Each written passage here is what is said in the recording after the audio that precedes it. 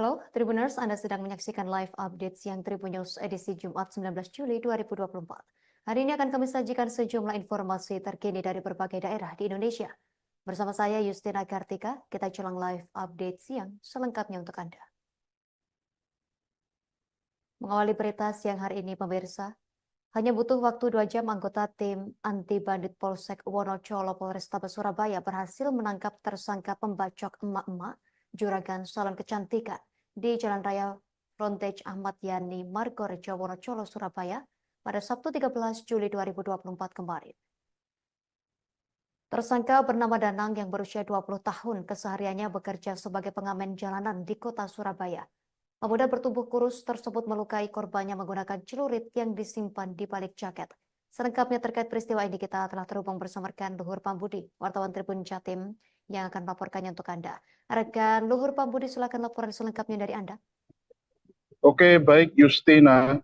Jadi cuma butuh waktu 2 jam, anggota tim anti bandit Polsek Wonocolo Polrestabes Surabaya berhasil menangkap tersangka pembacokan mamak juragan salon kecantikan di Jalan Raya Frontage Ahmad Yani, Margorejo, Kecamatan Wonocolo, Kota Surabaya pada Sabtu kemarin. Tersangka bernama Danang, 20 tahun, yang kesehariannya bekerja sebagai pengamen di jalanan Kota Surabaya. Pemuda bertubuh kurus itu melukai korbannya menggunakan celurit yang disimpan di balik jaketnya.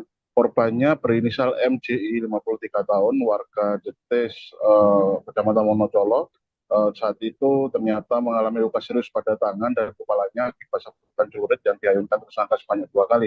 Sejak hari kejadian di hari Sabtu hingga hari Selasa kemarin 16 Juli 2024, korban masih menjalani serangkaian perawatan medis di RSAL Kota Surabaya. Lalu apa motif tersangka nekat melakukan aksi pembacokan terhadap korban yang merupakan juragan pemilik salon kecantikan tersebut? Ternyata berdasarkan hasil penyelidikan dan penyidikan kepolisian, tersangka merasa sakit hati saat ditagih oleh korban mengenai biaya perawatan dan cat semir rambut sebanyak 250.000. Kapolsek Wonocolo Polrestabes Surabaya, Kompol Muhammad Soleh mengatakan bahwasanya tersangka nekat melukai korban karena merasa sakit hati saat ditagih korban uang biaya treatment perawatan dan semir rambut, dan tersangka saat itu tidak memiliki cukup uang untuk membayar biaya semir rambut yang baru saja didapatkannya saat itu. Dan akhirnya tersangka nekat melukai korban lalu kabur meninggalkan lokasi. Ternyata sehari sebelumnya pada hari Jumat tersangka sempat mendatangi lokasi salon tersebut dan menanyakan harga treatment perawatan pewarnaan semir rambut. Tersangka mengira harganya sekitar 150.000, padahal harga treatment semir rambut tersebut senilai 250.000. Namun tersangka tidak memahami secara jelas penjelasan mengenai harga dari treatment tersebut, dan akhirnya pada hari Sabtu keesokan harinya setelah saat tersangka menjalani treatment penyempiran rambut kemudian hingga rampung menjalani treatment penyempiran rambut itu, tersangka kaget ternyata terdapat perbedaan pemahaman mengenai harga dari treatment rambut tersebut. Lantaran sudah terlanjur pengarang emosi, tersangka pun lantas mengeluarkan celurit yang sejak awal disimpan di balik jaketnya, lalu menyabetkan celurit itu ke beberapa bagian tubuh korban, yakni bagian tangan hingga bagian kepala, hingga korban mengalami luka pada jemari tangannya, tangan kanan tepatnya, dan kepala sisi kanannya. Setelah melakukan aksi pembacokan tersebut, ternyata tersangka kabur dan dia meninggalkan celuritnya itu tergeletak di dekat lokasi, termasuk juga meninggalkan kendaraan bermotornya itu, yakni motor Suzuki Shogun, lalu bersembunyi di kawasan Surabaya Utara dan Surabaya Timur. Namun pelariannya itu berhasil digagalkan oleh anggota tim anti bandit Polsek Wonocolo yang dikomandoi oleh AKP Kusmianto. Bahasanya setelah dilakukan mekanisme penyelidikan pengejaran selama sekitar 2 jam, ternyata tersangka berhasil ditangkap di tempat persembunyiannya di kawasan Surabaya Utara. Sementara itu tersangka Danang kemarin mengaku nekat melukai korban karena kaget dengan harga biaya perawatan, apalagi yang dimilikinya saat itu pas-pasan. Ia sejak awal memang berniat untuk mewarnai rambut karena ingin memiliki gaya penampilan baru dengan cara merubah warna cat rambutnya. Namun siapa sangka ternyata harga biaya perawatan semir rambut itu melebihi dari harga jumlah uang yang dimilikinya saat itu. Dan karena saya itu memang sedang menyimpan celurit, kemudian ketika merasa tersinggung karena ditagih uang yang kurang itu, Danang pun tersangka langsung melukai korban dan kabur meninggalkan lokasi kejadian. Demikian reportase kami, Justina, kembali ke studio. Terima kasih rekan Luhur Pambudi, wartawan Tribun Jatim atas laporan dari Anda. Selamat bertugas kembali. Kami tampilkan wawancara wartawan kami bersama Kompol Muhammad Soleh, Kapolsek Wonocolo, Polrestabes Surabaya. Ini terjadi di Jalan Frontek, masuk wilayah Cites Wetan ya, Cites Wetan, Kecamatan Wonocolo. Tepatnya di Salon Leni, Salon Leni ya. Jadi modusnya Danang ini berniat untuk menyirami rambut, namun dia tahu bahwa dia tidak memiliki uang, sehingga dia menyiapkan senjata ini dengan tujuan apabila nanti dia diminta atau disuruh bayar, dia mencoba untuk mengancam daripada pemilik salon. Karena sebelumnya dia datang pada hari Jumat untuk menanyakan harga nyemir rambut itu berapa.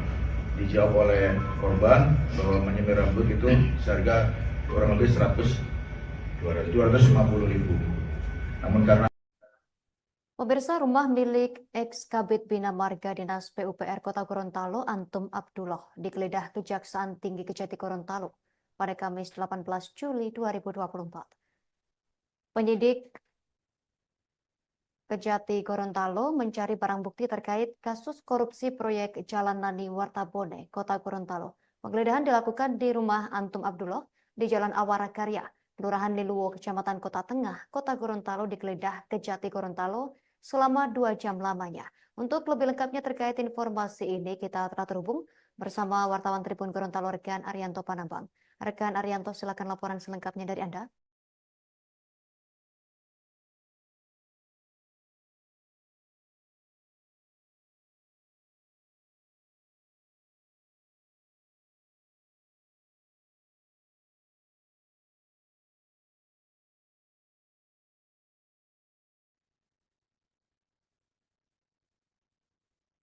Baik, terima kasih rekan di studio. Tribuners dimanapun Anda berada, bahwa benar rumah milik ex Kabid Bina Marga Dinas PUPR Kota Gorontalo dilakukan penggeledahan oleh Kejaksaan Tinggi Gorontalo pada Kamis kemarin 2024 Juli 2024. Penggeledahan itu dilakukan untuk mencari sejumlah barang bukti yang diduga kuat masih berada di rumah milik ex Kabid Bina Marga Dinas PUPR Kota Gorontalo itu. Penggeledahan dilakukan untuk mencari barang bukti terkait dengan proyek Jalan Nani Wartabone yang sempat mandek pada tahun 2021 lalu.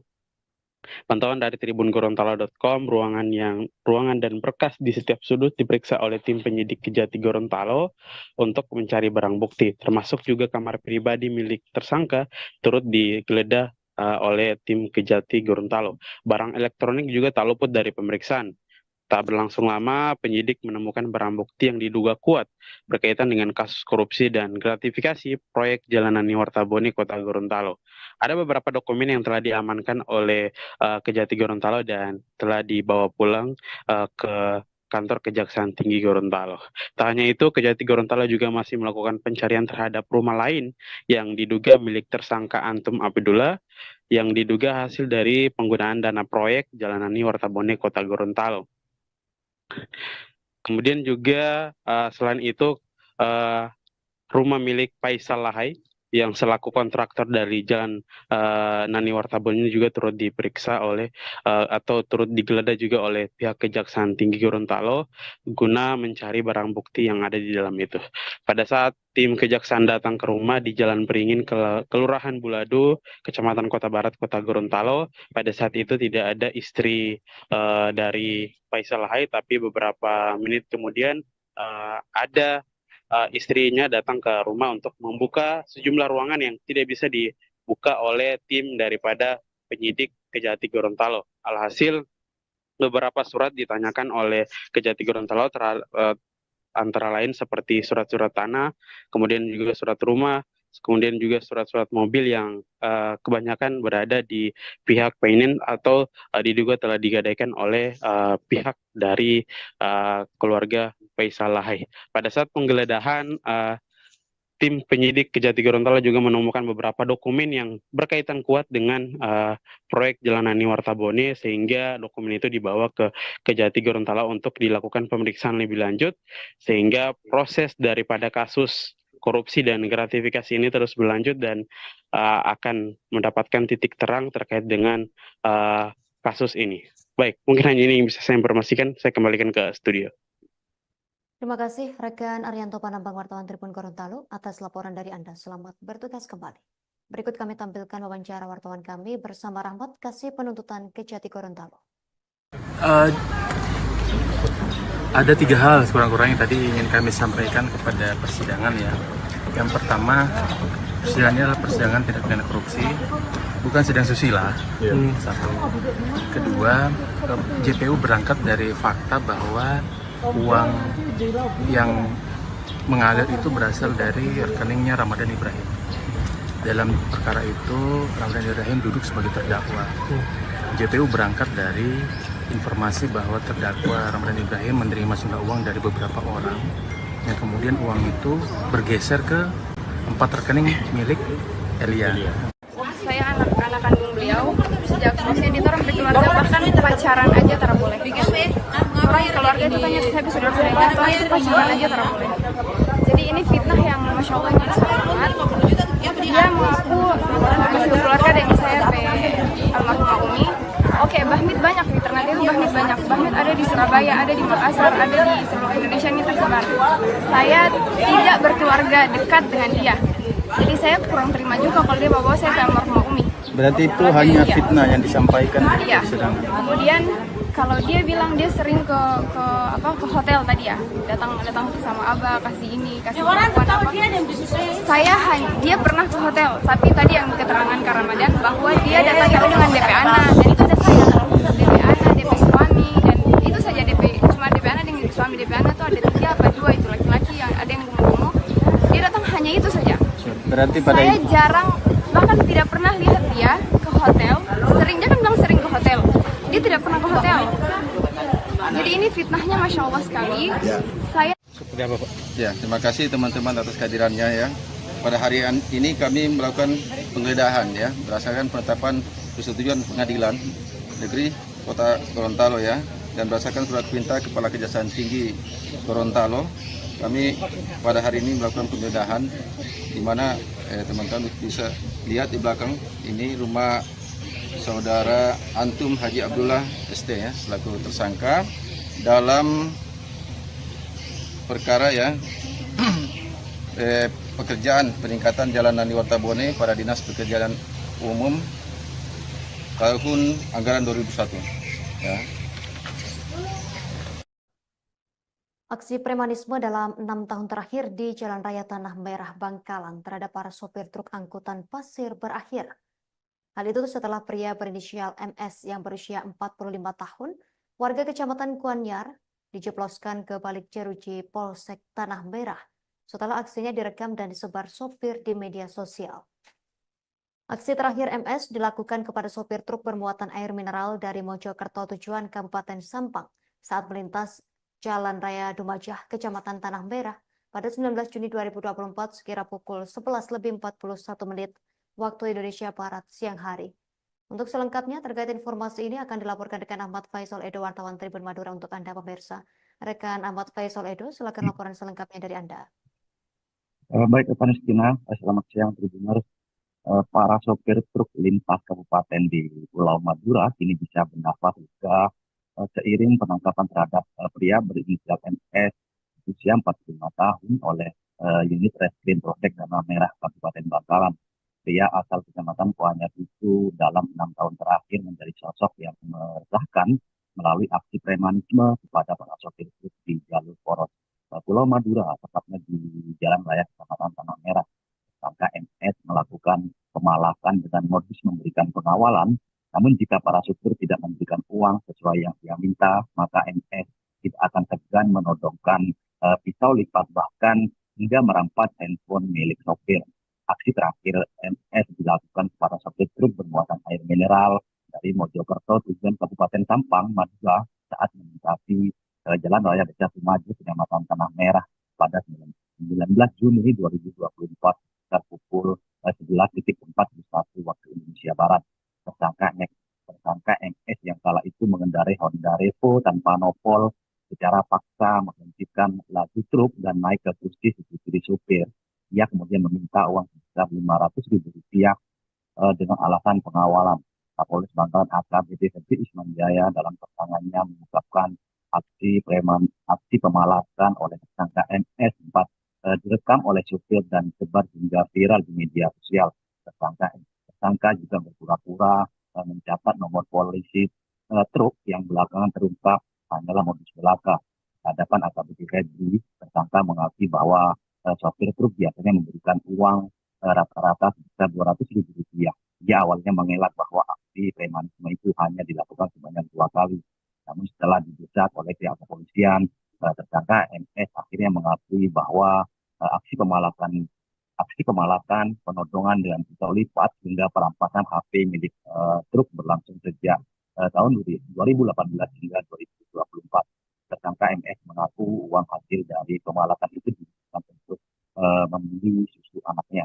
Unit Reskrim Polsek Tanah Merah menyita sejumlah barang bukti berupa sepeda motor yang dijadikan sarana, pisau lipat, dan sebuah handphone milik korban.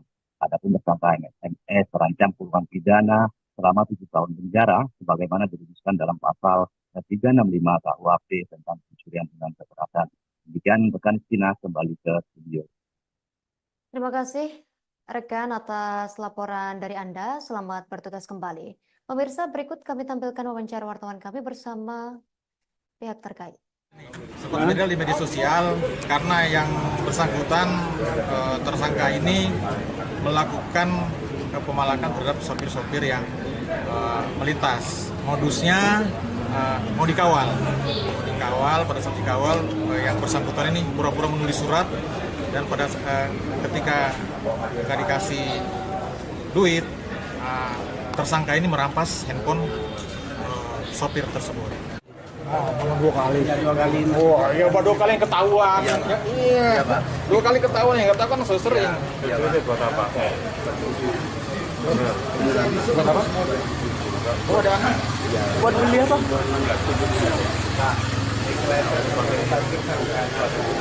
Cari duit yang halal. Kan masih lengkap, tangan kaki masih lengkap toh. Nyesal nggak sekarang? Buat beli apa, Mas? Buat beli susu. Susu anaknya. 2018. DPRD Kabupaten Tulungagung merasa tidak dipedulikan oleh Kepala Cabang Dinas Pendidikan Capdindik Provinsi Jawa Timur wilayah Tulungagung dan Trenggalek, Sindu Widya Badra. Sebab Sindu tidak hadir saat diundang DPRD Tulungagung untuk membahas pelaksanaan penerimaan peserta didik baru PPDB SMA pada Kamis 18 Juli 2024. Untuk informasi lebih lengkapnya akan dilaporkan rekan David Yohanes, wartawan Tribun Mataraman yang telah terhubung bersama kita. Rekan David Yohanes, silakan laporan selengkapnya dari Anda. Ya, terima kasih Justina. Komisi A DPRD Kabupaten Tulungagung pada hari Kamis kemarin sebenarnya memanggil Kepala Cabang Dinas Pendidikan Provinsi Jawa Timur wilayah Tulungagung dan Trenggalek, Sindu Widya Badra. Tujuan pemanggilan ini untuk minta penjelasan pelaksanaan PPDB di Kabupaten Tulungagung, terutama di tingkat SMA, karena sebelumnya banyak aduan yang masuk ke DPRD Kabupaten Tulungagung terkait dugaan kecurangan PPDB. Dugaan kecurangan itu antara lain penggunaan kartu keluarga yang kurang dari 1 tahun, kemudian ada sejumlah nama yang azimutnya itu terus berubah, serta ada siswi dari luar zona yang jaraknya lebih dari 1 kilometer itu bisa keterima, padahal hasil akhir dari sistem zonasi di SMA Negeri 1 Kedungwaru itu kurang dari 500 meter. Namun sayangnya pertemuan ini gagal karena Sindu Widya Badra tidak hadir. Dia hanya memanggilkan pada 1 orang, yaitu Ketua MKKS SMA Agus Sugiarto. Jadi sebelum diskusi itu dimulai, ketika tahu hanya ada 1 orang yang hadir, Dewan langsung membatalkan pertemuan dan keluar dari ruang aspirasi yang digunakan untuk pertemuan. Jadi wakil ketua DPRD Kabupaten Tulungagung merasa tidak dihargai karena sebenarnya apa yang akan dibicarakan itu adalah menentukan nasib pendidikan anak-anak Tulungagung. Sebelumnya memang Sindu ini sempat mendapat keluhan, sikap Sindu ini sering mendapat keluhan karena dia terkesan merasa sebagai pegawai dari Pemprov Jawa Timur sehingga mengabaikan undangan atau permintaan pertemuan dari pihak-pihak yang di Kabupaten Tulungagung seperti halnya Bupati maupun DPRD Kabupaten Tulungagung. Karena itu DPRD Kabupaten Tulungagung mengancam akan membuat aduan ke DPRD Provinsi jika sekali lagi ketika diundang untuk melakukan pertemuan Sindu tidak hadir. Sementara Ketua MKKS SMA di Kabupaten Tulungagung, Agus Sugiarto, mengatakan Sindu ada pertemuan penting di Kota Batu, untuk membahas kuota P3K. Pertemuan itu tidak bisa diwakilkan sehingga dia tidak hadir dalam untuk menghadiri undangan ke DPRD Kabupaten Tulungagung. Agus berjanji minggu depan pertemuan ini akan diagendakan kembali sekitar hari Selasa atau Rabu sesuai dengan longgarnya waktu Sindu. Demikian Justina yang bisa saya laporkan dari Kabupaten Tulungagung, Jawa Timur. Terima kasih rekan David Yohanes, wartawan Tribun Mataram atas laporan dari Anda. Selamat bertugas kembali. Pemirsa, kami tampilkan wawancara wartawan kami bersama pihak terkait. Menyayangkan ya Pak Kadar Sindu di DPRD dalam rangka menyikapi permasalahan di warga masyarakat Tulungagung di bidang pendidikan. Pak Kadar Sindu malah mengabaikan undangan dari DPRD. Saya menyayangkan itu. Jadi tidak ada kepedulian untuk menyelesaikan permasalahan yang ada di Tulungagung di bidang pendidikan. Pak, agendanya apa Pak hari ini sebenarnya Pak? Menyikapi tentang PDBG. Ya, ada laporan ke Pak Sindu ada acara sangat penting di Batu, itu dalam rangka pemetaan P3K yang baru itu tidak bisa dipindahkan. Kemudian hari ini ditunda. Pak, ada mungkin kapan kira-kira bisanya? Bicara minggu depan. Antara Selasa Rabu dan sebagainya. Nanti kita koordinasi sama Dewan, baru kita tentukan kapan kita ketemu. Ada pesan apa enggak Pak dari Pak Sindu sendiri untuk Pak Sindu? Yang jelas kami karena mewakili, kami ya juga harus sesuai dengan apa yang disampaikan Pak Sindu. Yang penting kita Mandalika Grand Prix Association MGPA melakukan audiensi dengan Basarnas Mataram menjelang MotoGP Mandalika, bertempat di kantor Basarnas Mataram pada Rabu 17 Juli 2024. Pertemuan berlangsung hingga 2 jam, membahas berbagai hal untuk evakuasi dan pengamanan MotoGP Mandalika 2024. Tampak hadir dalam kegiatan tersebut Direktur Utama MGPA Priandi Satria, Kepala Kantor SAR Mataram Lalu Wahyu Effendi, Kepala Seksi Operasi dan Siaga Saida Rahman Jaya, Kepala Seksi Sumber Daya Ida Bagus Surya Wirawan, dan Kepala Subbagian Umum Wibowo. Untuk informasi lebih lengkapnya akan dilaporkan rekan Sinto, wartawan Tribun Lombok yang telah terhubung bersama kita. Rekan Sinto, silakan laporan lebih lengkapnya, rekan. Baik, terima kasih rekan Justina. Ya benar sekali, Tribuners menjelang penyelenggaraan event Pertamina Grand Prix of Indonesia atau lebih dikenal dengan nama sebutan MotoGP Mandalika 2024 bakal segera diselenggarakan di Pertamina Mandalika International Circuit Dimulus pada tanggal 27 sampai 29 September mendatang, Tribuners. Guna menyiapkan ya segala persiapan ya untuk mematangkan penyelenggaraan event MotoGP Mandalika 2024 ini, Mandalika Grand Prix Association selaku pengelola sirkuit Mandalika kemudian mengunjungi ya Basarnas Mataram selaku pihak yang melakukan evakuasi terhadap event MotoGP Mandalika 2024 ini, Tribuners begitu. Dalam kesempatan tersebut bahwasanya mereka kemudian membahas berbagai hal ya, itu terutama mengenai gimana caranya kemudian untuk melakukan evakuasi penonton jika kemudian terjadi bencana saat event MotoGP, termasuk juga bagaimana kemudian melakukan evakuasi rider, Tribuners, yang dimana memang untuk mengantisipasi ya begitu ya terjadinya crash sehingga kemudian nantinya para pihak terutama dari Basarnas kemudian melakukan evakuasi pembalap jika kemudian tidak bisa ya tidak bisa ditangani di medical center yang ada di sirkuit Mandalika, kemudian selanjutnya akan dilakukan rujukan ke rumah sakit provinsi NTB, Tribuners begitu. Ketua Basarnas Mataram Lalu Wahyu Effendi mengatakan bahwasanya pihaknya telah menyiapkan beberapa alat utama atau alat, Tribuners, guna menyiapkan ya event MotoGP ini. Pihaknya menyiapkan setidaknya ada 2 helikopter yang bakal siaga, Tribuners, di sekitar helipad sirkuit Mandalika. Kemudian ada pula juga ya speedboat Tribuners yang kemudian bakal mengelilingi ya kawasan sekitar pantai Kuta Mandalika, termasuk juga tiga pelabuhan yang ada di Pulau Lombok, yaitu Pelabuhan Bangsar, Pelabuhan Lembar, dan Pelabuhan Kayangan Tribuners begitu. Bukan hanya itu saja Tribuners, bahwasanya pihaknya juga menyiapkan kendaraan operasional begitu ya. Kapal rescue boat 220 Mataram, kemudian ada Rigid inflatable boat ya, ada jet ski, perahu karet, mountaineering, komunikasi dan peralatan pendukung lainnya Tribuners begitu. Kemudian juga untuk mengantisipasi Tribuners hal-hal yang tidak diinginkan di sekitar perairan, Tribuners pihaknya juga menyediakan beberapa kapal ya yang kemudian siaga begitu ya untuk kemudian melakukan evakuasi di sekitar kawasan Tribuners. Bukan hanya itu saja, pihaknya Tribuners juga kemudian melakukan pengamanan ya, dengan menunjukkan sebanyak 40 personel Tribuners yang ditempatkan di 11 titik baik dari dalam maupun di luar sirkuit Mandalika Tribuners begitu. Kemudian sementara itu Direktur Utama MGPA Priandi Satria mengatakan bahwasanya pihaknya melakukan kunjungan ke Basarnas, sebelumnya juga ke Basarnas RI di Jakarta Tribuners, karena memang pihaknya dengan Basarnas terus melakukan sinergi Tribuners untuk kesuksesan MotoGP Mandalika ini Tribuners begitu. Pihaknya juga telah menyampaikan ya, memberikan piagam penghargaan kepada Basarnas Tribuners karena telah konsisten ya berturut-turut melakukan pengamanan MotoGP. Sekian rekan Justina. Terima kasih rekan Sinto atas informasi dari Anda. Selamat bertugas kembali. Berikut kami tampilkan wawancara wartawan kami bersama Priandi Satria, Direktur Utama, Wahyu Effendi, Kepala Basarnas Mataram. Itu yang event besarnya ya. Kemudian tidak hanya di event MotoGP dan WSBK, namun mereka juga hadir di semua kegiatan roda 4 kita.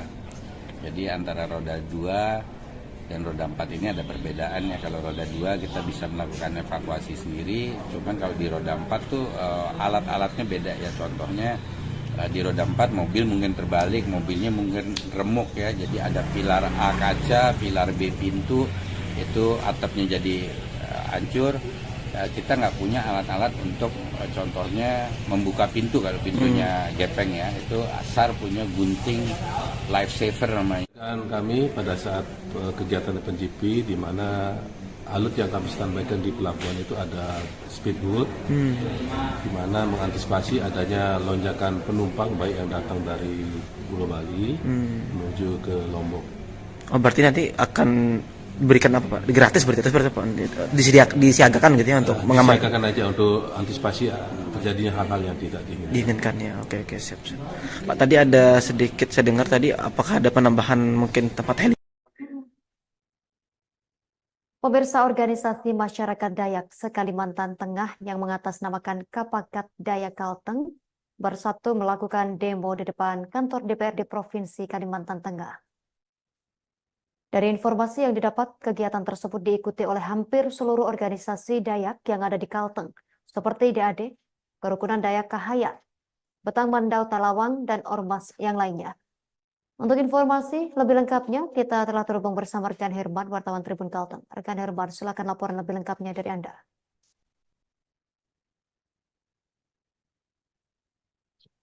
Ya, benar sekali bahwa kemarin masa aksi yang mengatasnamakan Kapakat Dayak Kalteng bersatu melakukan demo di depan kantor DPRD Provinsi Kalimantan Tengah.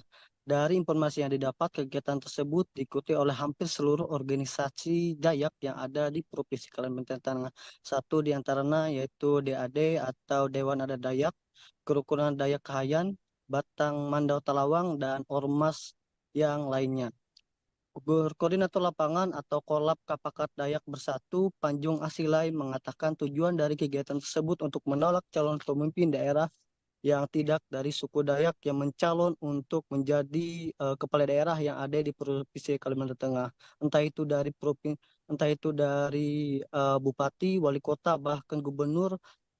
Maka dari itu tuntutan mereka menolak secara tegas bagi pemimpin kepala daerah yang ingin mencalon menjadi pemimpin daerah yang ada di Provinsi Kalimantan Tengah.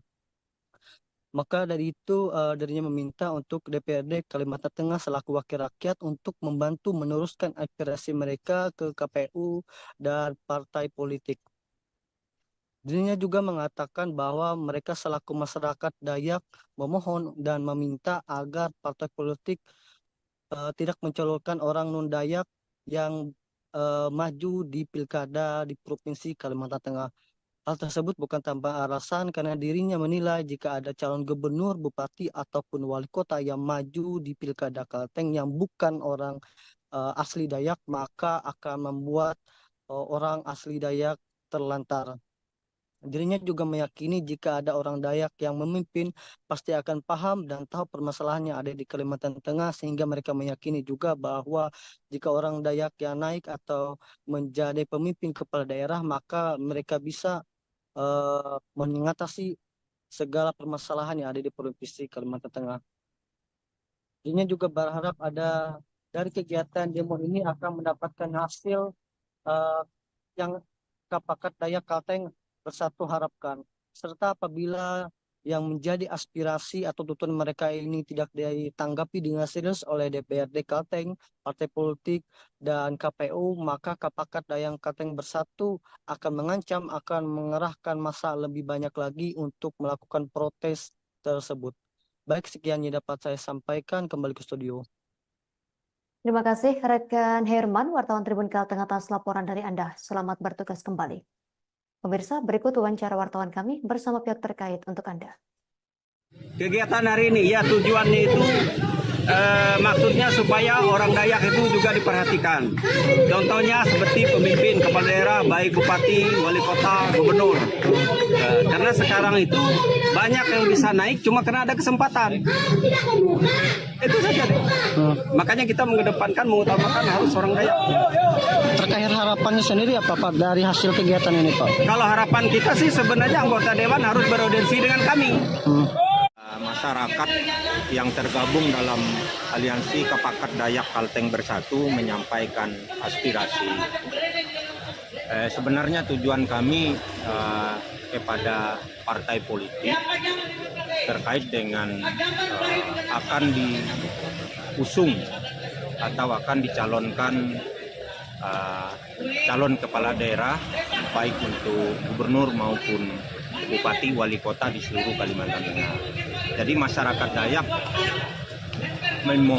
meminta agar partai politik itu jangan sampai mencalonkan orang non-Dayak. Puluhan masyarakat Tongkonan Pambalan melakukan unjuk rasa di kantor DPRD Toraja Utara, Kota Rantepao, Sulawesi Selatan pada Rabu 17 Juli 2024 siang kemarin. Hal tersebut terkait salah satu oknum warga yang ingin melakukan upaya sertifikasi tanah adat atau ulayat di Tongkonan Pambalan, Kecamatan Sadan, Toraja Utara, Sulawesi Selatan. Lebih lengkapnya terkait informasi ini, kita telah terhubung bersama rekan Freddy Samuel, wartawan Tribun Toraja. Rekan Freddy, silakan laporan lebih lengkapnya. Terima kasih Justina dan selamat siang Tribuners. Jadi benar bahwa pada hari Rabu tanggal 17 Juli 2024, puluhan masyarakat adat dari Tongkonan Pambalan melakukan unjuk rasa di depan kantor DPRD Toraja Utara, Kota Rantepao, Sulawesi Selatan. Yang dimana aksi unjuk rasa ini terkait upaya dari salah seorang oknum warga yang berada di sekitar wilayah Tongkonan atau di sekitar wilayah adat Tongkonan Pambalan, di mana oknum tersebut berupaya untuk melakukan sertifikasi tanah ulayat, yang dimana diketahui bahwa untuk sertifikasi tanah ulayat atau tanah adat itu banyaknya rumpun di dalam, bukan hanya seseorang atau salah satu oknum. Dan saat itu puluhan masyarakat tersebut disambut ke 4 anggota DPRD Toraja Utara dan melalui di dalam ruangan rapat paripurna, mereka keempat anggota DPRD tersebut memberikan ruang untuk masyarakat menyampaikan aspirasi mengenai tanah ulayat yang mereka sedang ributkan, atau ada oknum yang ingin merebutnya. Salah satu cucu dari generasi ke-7 dari tongkonan tersebut, yaitu Ibu Beatrix Bulo, mengatakan bahwa pengajuan sertifikasi tanah adat ini ialah merupakan salah satu hal yang keliru, yang dimana atas nama pemohon pengajuan sertifikasi di Badan Pertanahan Nasional Toraja Utara, atas pemohon atas nama Martinus Sorori Tanak, ia katakan bahwa tidak mempunyai legal standing atau dasar hukum untuk melakukan upaya sertifikasi tanah tongkonan tersebut. Dan rumpun keluarga juga menolak untuk adanya tekanan-tekanan atau upaya untuk membantu si pemohon, karena pemohon ialah bukan merupakan rumpun keluarga dari tongkonan Pambalan tersebut. Lanjut, Ibu Beatrix mengatakan bahwa ia juga menolak akan adanya indikasi permainan mafia tanah ataupun oknum-oknum yang ingin menekan pihak keluarga dan juga pihak desa, Lembang, kelurahan hingga kecamatan untuk menandatangani berkas permohonan sertifikasi yang nantinya berkas tersebut akan dibawa ke BPN Toraja Utara. Dari hasil penelusuran Tribun Toraja, pemohon tersebut merupakan paman langsung dari Bapak Kacap Jari Rantepao, Bapak Alexander Tanak, dan pemohon tersebut juga menjadi salah satu keluarga dari Bapak Wakil Ketua KPK atau Komisi Pemberantasan Korupsi bernama Bapak Johannes Tanak. Hal ini Ibu Beatrix mengatakan bahwa jangan sampai ada upaya-upaya intervensi dari pihak luar maupun pejabat dalam hal upaya-upaya sertifikasi tanah adat di wilayah Tongkonan Pambalan di Kecamatan Sa'dan, Kabupaten Toraja Utara, Sulawesi Selatan tersebut. Seperti itu, Justina, saya kembalikan ke studio. Terima kasih rekan Freddy Sambuel, wartawan Tribun Toraja atas laporan yang sudah Anda sampaikan. Selamat bertugas kembali. Pemirsa, berikut kami tampilkan wawancara wartawan kami bersama Beatrix Bulo, keturunan dari Tongkonan Pambalan. Adalah melarang keras siapapun dia, apakah secara pribadi, apakah secara keluarga, apalagi kalau dia bukan turunan dari Tongkonan Pambalan, dia tidak boleh mensertifikatkan tanah wilayah tanah adat. Tanah mangka mona lili leluhur nenek todologi. Yang mau mensertifikat ini adalah orang pendatang. Dia tidak berhak sama sekali. Karena dia bukan keturunan dari Tongkonan Pambalan, dia berasal dari luar daerah, dan dulu 90 tahun lebih dia ditempatkan saja leluhur kami, dikasihani, dipekerjakan. Pemirsa, keluarga Sekda Bojonegoro Nurul Azizah membangun rumah striker timnas U16 Fadli Alberto Hengga. Pembangunan rumah Fadli Alberto Hengga di Desa Banjarsari, Kecamatan Terucuk, Kabupaten Bojonegoro, dimulai pada Kamis 18 Juli 2024 pagi kemarin. Dimulainya kegiatan pembangunan tersebut diawali dengan tumpengan dan menyulup doa di samping rumah Fadli Alberto Hengga.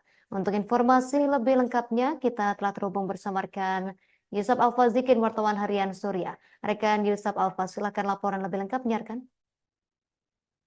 Baik, Justina, terima kasih dan selamat siang untuk Tribuner semuanya. Jadi betul bahwasanya keluarga Sekda Bojonegoro, yakni Nurul Azizah, membangun rumah striker timnas U16 Fadli Alberto Hengga. Pembangunan rumah Fadli Alberto Hengga di Desa Banjarsari, Kecamatan Terucuk, Kabupaten Bojonegoro itu dimulai Kamis 18 Juli 2024 pagi kemarin. Dimulainya kegiatan pembangunan rumah tersebut diawali dengan acara tumpengan dan menyulup doa di samping rumah Fadli Alberto Hengga. Ritus tersebut diikuti oleh Sekda Bojonegoro Nurul Azizah, Hamidah Hayati, Fadli Alberto Hengga dan ibunya serta keluarga, juga para tukang yang akan membangun rumah Fadli Alberto Hingga. Usai tumpengan dan menyuluh doa tersebut, Nurul Azizah mengemukakan bahwa Kamis 18 Juli 2024 kemarin itu merupakan hari yang sangat bahagia. Sebab kata Nurul sapaannya, rumah Fadli Alberto Hingga yang sebelumnya kurang layak kini sudah mulai dibangun. Nah, dia juga menyatakan bahwasanya setelah proses perencanaan yang matang ya akhirnya rumah Fadli Alberto Hingga tersebut dapat dibangun. Nurul Azizah juga menyebut bahwasanya pembangunan rumah Alberto ini mestinya bisa dilakukan kemarin-kemarin atau hari sebelum Kamis kemarin itu. Namun Nurul mengatakan bahwasanya Ibu Piana selaku ibu kandung Fadli Alberto Hingga meminta pembangunan rumahnya dan rumah Fadli Alberto Hingga tersebut baiknya dilaksanakan pada Kamis 18 Juli 2024 pagi. Menurut Ibu Piana, hari tersebut merupakan hari yang baik begitu. Nurul Azizah berharap Fadli Alberto Hingga nyaman tinggal di rumahnya yang akan terbangun tersebut. Hal itu sesuai dengan keinginan Fadli Alberto Hingga yang tak ingin pindah lokasi rumah, alias tetap ingin rumahnya berada di lokasi sebelumnya, yakni di Desa Banjarsari, Kecamatan Trucuk, Kabupaten Bojonegoro. Nurul Azizah juga menyebutkan bahwasanya dulu Fadli Alberto Hingga ini ditawari rumah baru di lokasi baru, namun Fadli Alberto Hingga tidak berkenan, sehingga yang terjadi adalah rumah lama Fadli Alberto Hingga ini dibangun oleh pihaknya. Berikutnya, Tribuners terkait status lahan rumah Fadli Alberto Hingga yang saat ini masih milik Perhutani, Nurul Azizah mengatakan hal tersebut terus dikoordinasikan dengan Perhutani. Sementara ini, Perhutani menyatakan lahan yang ditempati rumah oleh Fadli Alberto Hingga tersebut masih aman. Artinya, Perhutani tidak memiliki rencana apapun untuk membangun di atas lahan yang kini ditempati oleh rumah Fadli Alberto Hingga tersebut. Lebih lanjut, Nurul berharap rumah yang akan terbangun ini membuat Fadli Alberto Hingga semakin termotivasi dalam meningkatkan prestasi untuk bangsa, juga semakin meningkatkan baktinya kepada orang tuanya. Nah, sementara itu Tribuners Fadli Alberto Hingga mengaku bersyukur rumahnya yang kurang layak dibangun oleh keluarga Sekda Bojonegoro Nurul Azizah. Dia berterima kasih kepada Bu Sekda Nurul Azizah yang telah membangunkan rumahnya tersebut. Dia mengaku sangat bersyukur. Oke, Tribuners, sebagaimana diketahui Fadli Alberto Hingga striker timnas U16 itu selama ini tinggal di rumah yang kurang layak dan berdiri di atas lahan milik Perhutani. Hal itu pun menyedot simpati dari masyarakat, terutama para dermawan ya. Selain keluarga Nurul Azizah yang saat ini membangun rumahnya, beberapa waktu lalu PT Real Food Minta Asia juga memberinya rumah baru. Rumah baru untuk Fadli Alberto Hingga ini berada di Bumi Damai Regency, Kecamatan Dander, Kabupaten Bojonegoro. Kiranya itu Justina, kembali ke studio. Terima kasih.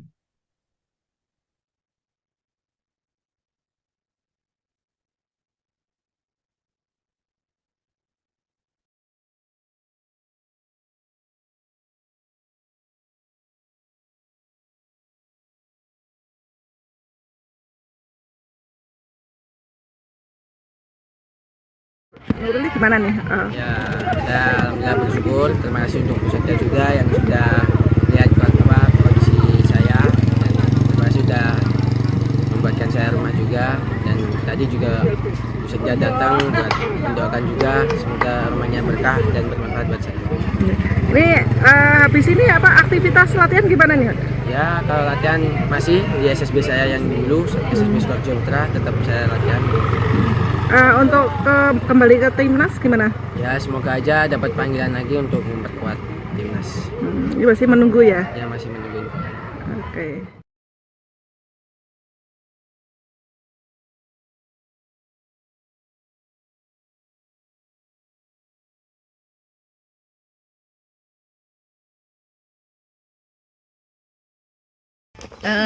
Kita mengawali dari keluarga.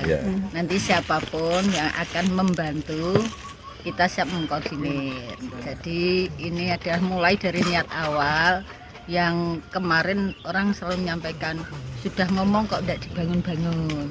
Nah, kenapa tidak dibangun? Karena kita koordinasi dengan Bu Piana. Pada waktu akan diberikan lahan yang di sebelah sana tidak mau dan ingin tetap bertinggal di sini, maka kita mencari hari baik. Ternyata Bu Piana, ibunya Alberto, membuat bahwa hari ini tanggal 12 Muharram adalah sebagai hari baik. Maka hari ini kita mulai untuk peletakan batu pertama sebagai Pemirsa, penyandang disabilitas di Provinsi Sulawesi Tenggara dibekali sejumlah skill untuk mempermudah mendapat pekerjaan. Skill yang dipelajari yakni pembuatan produk rumah tangga berbahan aluminium dan kaca, serta keahlian memangkas rambut. Keahlian tersebut diajarkan dalam pelatihan yang dibuka Dinas Transmigrasi dan Tenaga Kerja atau di Transnagar, Sultra, selama 4 hari mulai 17 hingga 20 Juli 2024. Informasi lebih lengkapnya akan dilaporkan rekan Ahlun Wahid, wartawan Tribun News Sultra yang telah terhubung bersama kita. Silakan laporan selengkapnya dari Anda, rekan Ahlun Wahid. Baik, terima kasih Justina. Melaporkan kami dari Tribun News Sultra, penyandang disabilitas di Provinsi Sulawesi Tenggara dibekali sejumlah skill untuk mempermudah pekerjaan. Skill yang dipelajari terdiri 2 jenis, yakni pembuatan produk rumah tangga berbahan aluminium dan kaca, dan kemudian keahlian memangkas rambut. Keahlian tersebut dikerjakan dalam bentuk pelatihan yang dibuka atau digagas oleh Dinas Transmigrasi dan Ketenagakerjaan Provinsi Sulawesi Tenggara, dan kegiatan tersebut berlangsung selama 4 hari, yakni dimulai dari tanggal 17 Juli hingga 20 Juli 2024. Penanggung jawab pelatihan Arman Jaya Sabul mengungkapkan bahwa pelatihan tersebut merupakan program dari Dinas Ketenagakerjaan dalam membekali para calon pencari kerja. Selain penyandang disabilitas, juga para pencari kerja lainnya yang tergabung di pelatihan tersebut sebanyak 70 peserta.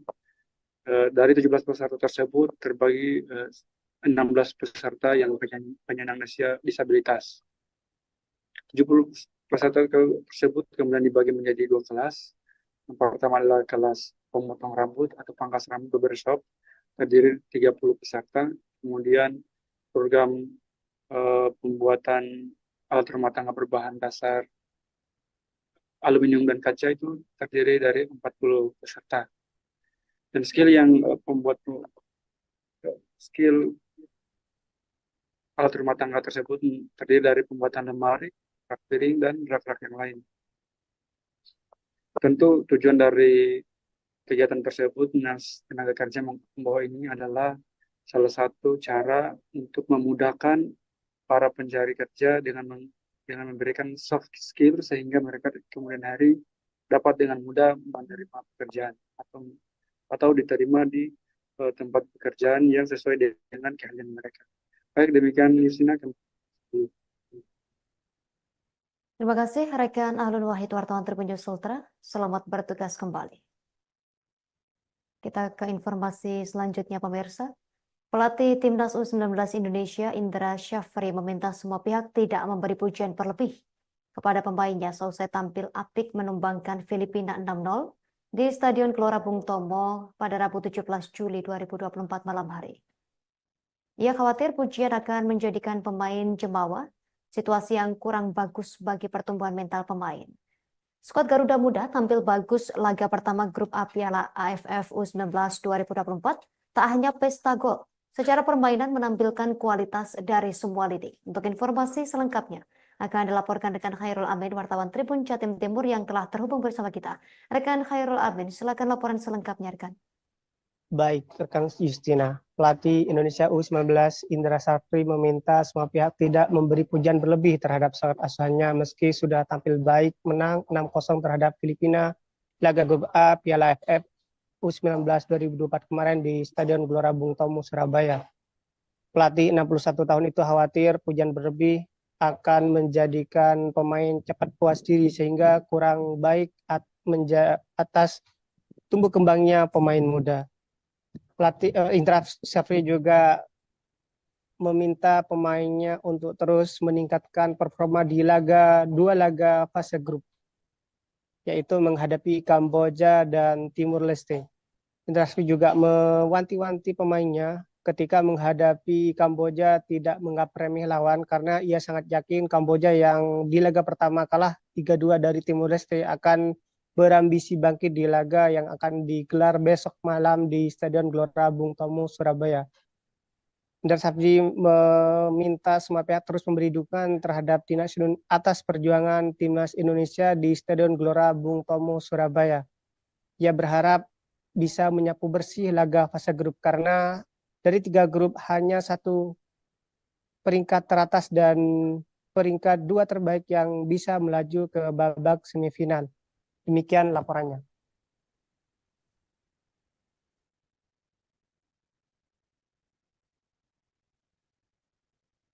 Terima kasih atas laporan dari Anda rekan Khairul Amin, wartawan Tribun Jatim Timur atas laporannya. Selamat bertugas kembali. Berikut kami tampilkan wawancara wartawan kami bersama Indra Syafri, pelatih Timnas U19 Indonesia. Belum konsisten ya. Jadi game plan yang kita rencanakan, filosofi yang kita bangun di tim ini nggak konsisten. Kadang-kadang kelihatan, kadang-kadang enggak. Makanya saya pikir memang tim usia muda perlu waktu dan perlu kesabaran. Cuman yang saya pastikan saya akan kawal mereka secara individual, quality akan selalu meningkat. Terus di babak pertama, di awal-awal babak malahan kita minta pemain sebenarnya lebih agresif, ya, mengambil mempressure mereka di lini satu mereka. Tapi babak pertama mungkin karena mereka masih bugar, dan saya pikir Filipina di babak mulai menit ke-20 ya, 15 atau 20 itu sudah mulai secara organisasi permainan mereka sudah mulai gak rapi. PJ Wali Kota Malang Wahyu Hidayat memberikan secara simbolis 2 set seragam sekolah untuk siswa baru dari keluarga tidak mampu atau afirmasi di SMPN 3 Malang pada Senin 15 Juli 2024. 2 set seragam diserahkan secara simbolis kepada siswa dari SMPN 3, SMPN 5, dan SMPN 20 di hari pertama masa pengenalan lingkungan sekolah MPLS di SMPN 3. Paket seragam yang diberikan adalah seragam putih biru dan pramuka. Selengkapnya, kita telah terhubung bersama rekan Silvianita Widiawati, wartawan Surya Malang. Rekan Silvianita, silakan laporan selengkapnya dari Anda.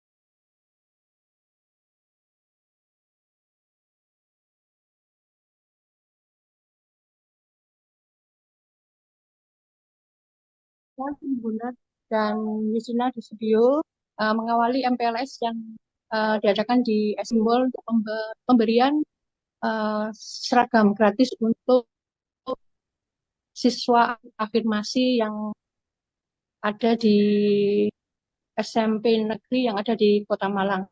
Dari Pemkot Malang dalam hal ini pendidikan akan sebanyak 968 baju seragam untuk siswa afirmasi. Dari seragam gratis tersebut dan barangnya sudah ada di Dinas Pendidikan, dan untuk pengadaan itu lewat APBD yang ada di Kota Malang. Saat pemberian seragam gratis itu juga diwakili oleh beberapa siswa afirmasi yang berasal dari 3 sekolah yang ada di Kota Malang waktu itu, yaitu SMP 3, 5, dan 20 siswa dari SMP 5 dan 20 diantar jemput oleh bis sekolah. Dan saya sempat berbincang dengan siswa penerimanya yaitu Siti Khalifah dan Prananda yang berasal dari SMP 5. Dia merasa senang karena kebetulan memang dari orang tuanya belum membelikan seragam untuk sekolah barunya. Jadi dia sangat bersyukur mendapat 2 setel seragam tersebut. Dari penjelasan Suarjana yang membedakan pada Suarjana sebagai Kepala Dinas Pendidikan dan Kebudayaan Kota Malang, dia menyebutkan bahwa yang berbeda dengan tahun sebelumnya adalah seragam baru tersebut sudah jadi sehingga siswa tinggal memakai saja dan tidak ada alasan untuk tidak memakai seragam baru karena sudah diberikan jadi untuk mereka. Dan ini juga seragam gratis tersebut juga terbuka untuk sekolah swasta, caranya dengan mengirimkan permintaan atau permohonan pada Dinas Pendidikan dan nanti akan dibagikan dengan sesuai dengan kuota yang ada di Dinas Pendidikan dan Kebudayaan Kota Malang. Dari Bapak PJ Wali Kota Malang yaitu Wahyu Widaya juga menyampaikan rasa senangnya karena siswa-siswa afirmasi yang mungkin keluarnya kondisi ekonomi keluarga yaitu tidak bisa membeli seragam sekolah bisa dipenuhi oleh Pemkot Kota Malang. Demikian Justina laporan saya dari Malang. Baik, rekan Silvianita Widiawati wartawan Surya Malang, terima kasih atas laporan dari Anda. Selamat bertugas kembali. Ke informasi selanjutnya pemirsa, dalam rangka menyambut 10 Muharram, Pemkab Tanah Tidung bersama Basnas dan Kemenak Tanah Tidung melaksanakan Lebaran Yatim pada Kamis 18 Juli 2024. Acara yang dilaksanakan di Masjid Agung At-Taqwa Tideng Pale ini dihadiri langsung oleh Bupati Tanah Tidung bersama istrinya Famelia Ibrahim. Untuk informasi lebih lengkapnya kita telah terhubung bersama rekan Rismayanti, wartawan Tribun Kaltara. Silakan laporan selengkapnya dari Anda, rekan Rismayanti. Ya, baik, terima kasih Justina. Dalam rangka merayakan 10 Muharram yang jatuh pada tanggal 16 Juli 2024, Basnas Tanah Tidung bersama Pemkab dan Kemenak menggelar acara Lebaran Yatim pada hari Kamis tanggal 18 Juli 2024 kemarin. Meskipun kegiatan ini sudah terbilang terlambat dilaksanakan, namun tidak mengurangi semangat dan tim penyelenggara maupun peserta yang turut hadir dalam acara tersebut. Dalam kegiatan ini dilakukan sebagai bentuk kepedulian terhadap anak-anak yatim yang ada di Kabupaten Tanah Tidung dengan memberikan santunan berupa sembako, alat tulis, dan juga uang tunai. Disampaikan oleh pengurus Basnas Tanah Tidung yang diwakili oleh Harmoko, kurang lebih ada sekitar 118 anak yatim yang tersebar di seluruh Kabupaten Tanah Tidung dan namun yang dapat hadir pada acara tersebut hanya berkisar 32 anak saja. Namun dengan hal itu tidak menutup pembagian secara merata terkait dengan santunan itu karena nantinya santunan itu akan tetap disalurkan kepada penerimanya yaitu anak-anak yatim yang ada di Kabupaten Tanah Tidung itu sendiri. Dia juga menyampaikan dana yang digunakan dalam kegiatan ini merupakan dana DSKL atau dana sosial keagamaan dan lainnya, dan tidak terkait sama sekali dengan dana zakat. Hal ini karena anak-anak yatim sendiri bukan merupakan dari 8 golongan yang menerima zakat, kecuali bila anak yatim tersebut adalah kaum fakir atau benar-benar miskin. Pada kegiatan ini juga disampaikan oleh Bupati Tanah Tidung yaitu Ibrahim Ali, dia akan mengupayakan atau berkeinginan untuk mengadakan beasiswa kepada anak-anak yatim piatu yang akan melanjutkan pendidikan di perguruan tinggi atau kuliah. Adapun dana yang nantinya disalurkan itu diupayakan dari perusahaan-perusahaan dan juga Pemkab Tanah Tidung sendiri untuk disalurkan kepada penerimanya nanti. Mungkin demikian yang dapat saya sampaikan, Justina. Saya kembalikan kepada Anda di studio. Terima kasih rekan Rismayanti wartawan Tribun Kaltara atas informasi dan juga laporan dari Anda. Selamat bertugas kembali.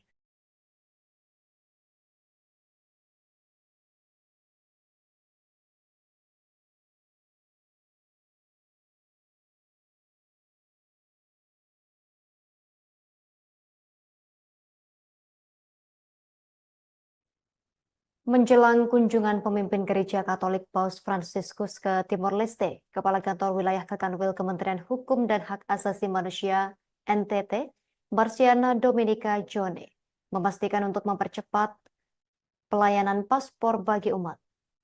Hal itu disampaikan Marciana de Jone kepada poskupang.com pada Kamis 18 Juli 2024. Informasi selengkapnya kita telah terhubung bersama rekan Eklesia Mei, wartawan Poskupang. Silakan laporan selengkapnya dari Anda, rekan Eklesia Mei. Selamat siang rekan Justina dan juga Tribuners.